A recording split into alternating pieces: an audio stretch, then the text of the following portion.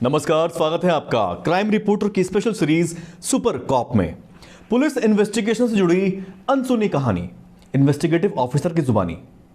इस सीरीज के एपिसोड में हम बात करने जा रहे हैं निर्भया केस की। वो केस जिसके बारे में आपने बहुत कुछ पढ़ा, देखा और सुना, लेकिन खबरों की आपाधापी के बीच जो न्यूज चैनल्स उन खबरों को नहीं दिखा पाए जो शायद आपको जानना चाहिए। तो राम सिंह कहाँ बस्ती में रहता है?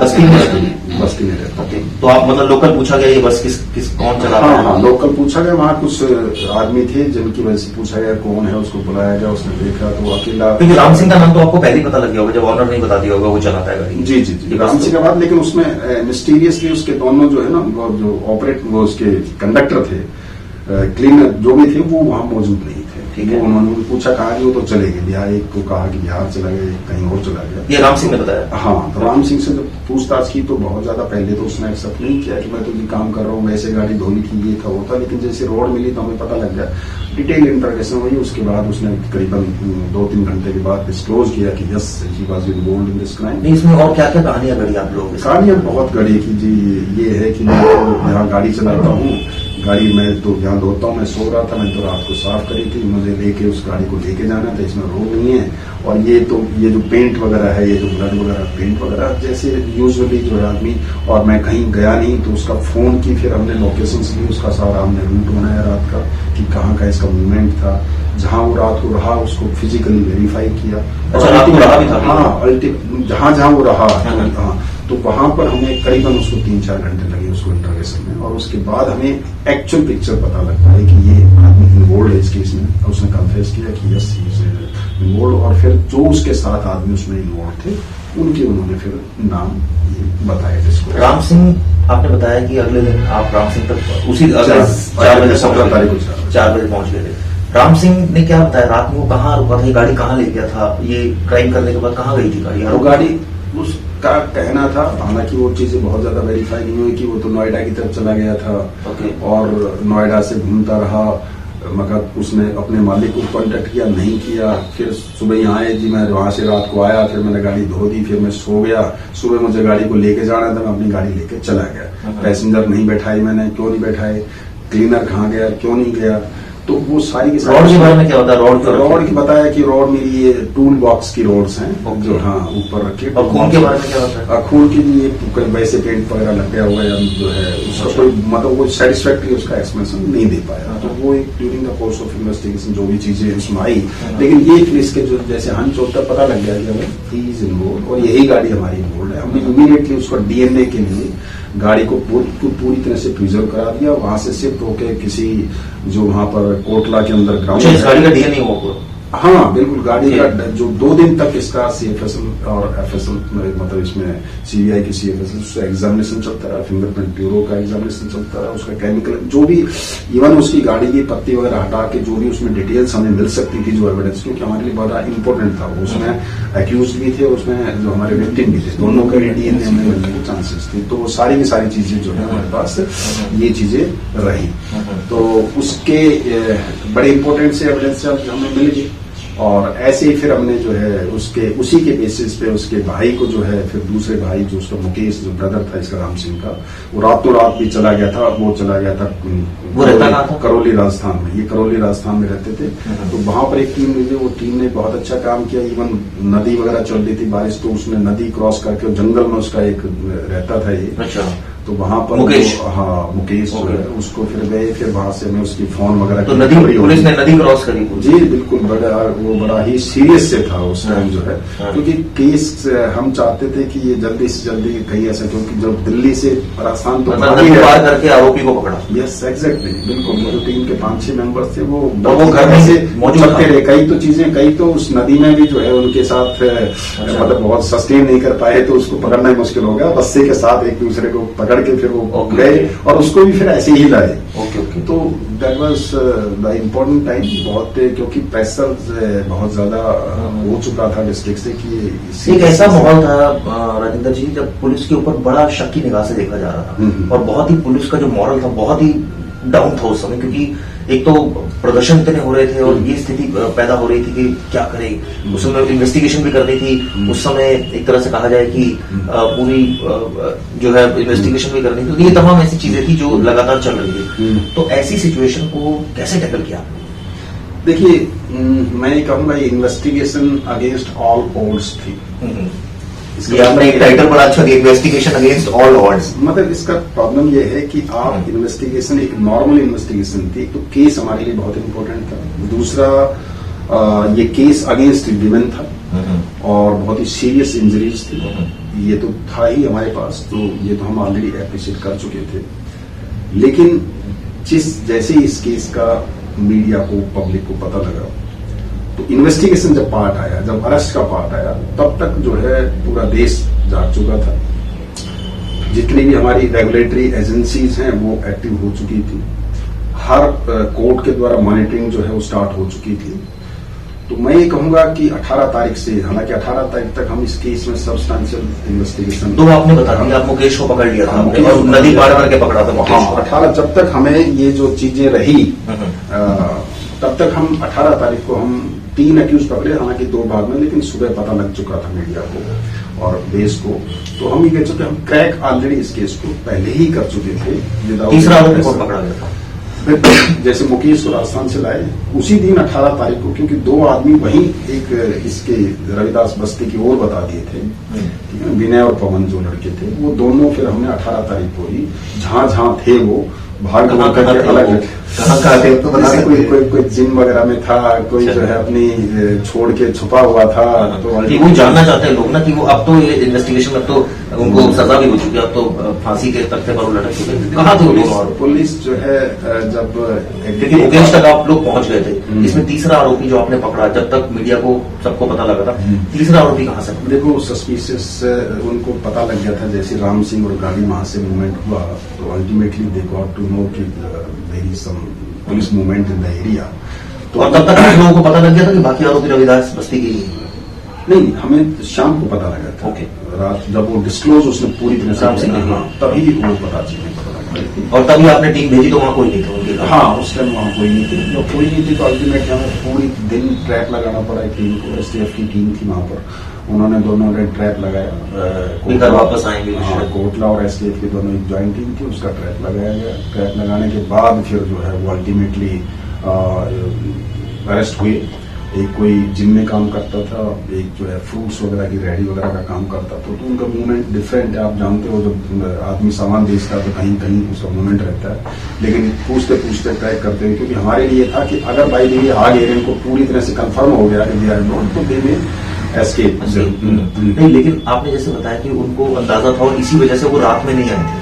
तो जब आपने 17 तारीख को राम सिंह को ग्रिल किया पूरी तरह, तब तक हमें नहीं पता था, तब तक तो हम गए थे, रात को तो थे नहीं घर पे। ओके। तो सस्पिशियस तो थे, लेकिन और 18 को थे? लेकिन 18 को नहीं थे, घर पे नहीं थे। घर पे होते तो हम वहां से ले ठीक ही है, ठीक है। हाँ, घर पे मतलब उनका मूवमेंट जो है, बाद में हमने जब ढूंढा तो सारी जगह ट्रैप लगा रखा था। अल्टीमेटली वो ट्रैप में जब वो ऑन द वे थे, तब हमने उनको पकड़ा। फिर उनको घर पे ले जाके जो भी रिकवरी का एस्पेक्ट था वो पूरा किया, कि जो जो सामान वहां से घर पे रिकवर हुआ उनसे, या राम सिंह तो से। ये कहा जाए जो 2 आरोपी पकड़े गए, पवन और विनय, वो इलाके में ही घूम रहे थे? हाँ, वो इलाका। इस बात से बेखबर कि वो पकड़े भी जा सकते हैं? जी जी जी, उनको ग्रेविटी का हो सकता है या तो आइडिया नहीं था या पता नहीं था।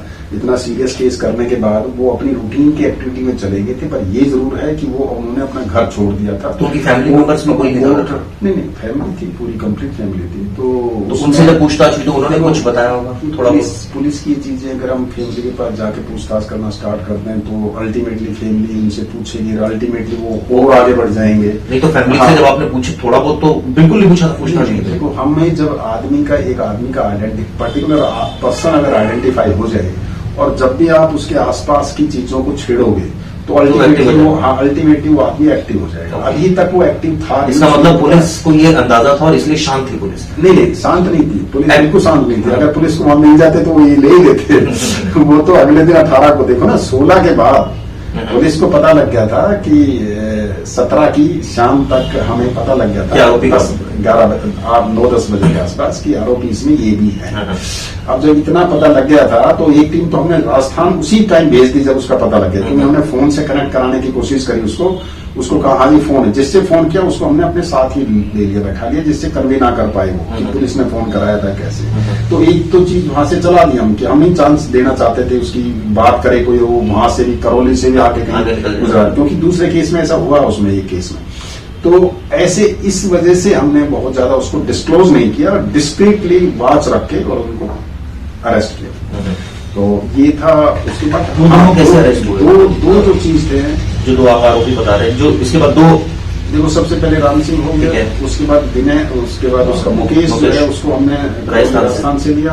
18 तारीख को फिर 2 आदमी और अरेस्ट हुए शाम तक, विनय और पवन, 4 आदमी हमारे अरेस्ट हो गए। ठीक है। अब हमारा ये जो दोनों की बात करो विनय और पवन की, ये कहाँ मिले? इनका मोबाइल भी ट्रैकिंग पर लगा रखा होगा उसमें आप लोगों ने लोकेशन? नहीं, वो तो ठीक है, हमें उनके थे जो भी मोबाइल मिल गए, उनका मूवमेंट था, उनका होश खास मूवमेंट था, कभी कहीं और मूवमेंट था, मूवमेंट में थे। जहाँ लोकेशन 2 ही थी हमारे पास, एक घर था एक वहां था। जिस टाइम हमने देखने की कोशिश करी, जो डिस्क्रीटली हमने सर्विलेंस लगाई, उस टाइम ना तो वो घर पे था ना वो ऑफिस में था, तो कहीं बाहर थे।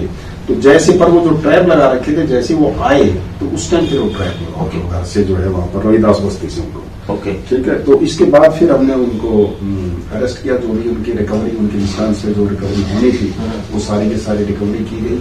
आईओ सारी ये रहे अपनी जो है वो आईओ थी, उसके बाद जो उसकी अपनी टीम थी वो सारा काम ये करती रही, हम उनको सबको असिस्ट करते रहे। SIT हमारी बना दी थी, जिसमें हमारी छाया शर्मा मैम थी और हमारे जो है कुशवाहा साहब जो है थे, दोनों ही DCP थे उस टाइम, एडिशनल DCP और DCP, और उनके फिर सुपरविजन में एक SIT बनाई मैडम ने, छाया शर्मा ने, और उस सुपरविजन में फिर 3-4 जो वहाँ के ECP थे, कुछ इंस्पेक्टर्स थे जो अच्छे जो काम करने वाले थे, सभी उसमें शामिल हुए और वो SIT बना के फिर इन्वेस्टिगेशन पार्ट जो स्टार्ट कर दिया। अलग से 2 आदमी हैं इसमें बचे हुए थे हमारे, अक्षय और जो है जुवेनाइल, उसको फिर हमने अलग से टीम जो है एक ये दोनों राज और स्पेशल स्टाफ की टीम जो हमने फिर एक अल्टीमेट थी वहां पर साकेत थाने SHO की, और स्पेशल स्टाफ की टीम को हमने वहां भिजवा दिया वहां पर औरंगाबाद, मतलब बिहार के अंदर जहां का ये इसका रेजिडेंस था अक्षय का। और इसके अलावा दूसरी जो टीम थी हमारी वो अलग से हमने भेजी, जहां ये जा रहा था, जो मूवमेंट थे, जहां गुड़गांव गया ये, फिर बिहार ये रोहतक में गया, हाँ, फिर ये राजस्थान में गया, फिर ये MP में गया। तो इसको बहुत 6 से 7 स्टेट में इसको फॉलो किया गया। ओके। अल्टीमेटली नक्सलाइट एरिया में जाके इसको, जो इसका ससुराल थोड़ा सा ऐसा ही एरिया था, तो उस एरिया में जाके वहाँ के पुलिस को ऑलरेडी हमने कॉन्फिडेंस में ले रखा था, वहाँ के रिसोर्सेज उन्होंने जो बना रखे थे, जो भी हमारी टीम वहाँ गई थी, तो उनके बेसिस के ऊपर, उन सोर्सेज के बेसिस के ऊपर हमने फिर इस पर तो मतलब ये तो सीधा पहुंचा, मोबाइल सर्विलांस से पकड़ा लिया?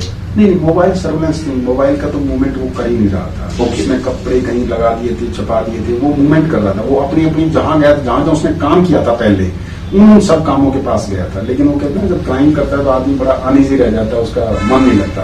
तो देखो 16 तारीख से 21 तारीख तो स्टेट जो है बिहार नहीं पहुंचा।